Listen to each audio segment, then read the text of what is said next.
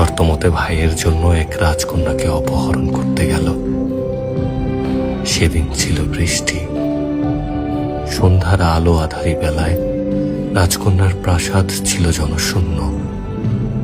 রাজা এক কামরায় ওত পেতে থাকে রাজকন্যাকে তার কুলসিত স্পর্শে অপবিত্র করার অপেক্ষায়।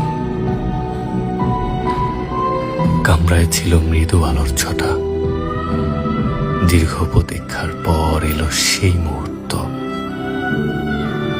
রাজকন্যার পা পড়ে কামরায়।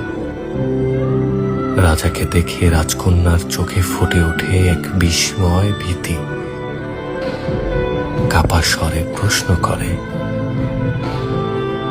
কে আপনি? খালি বাড়িতে কেন ঢুকেছেন?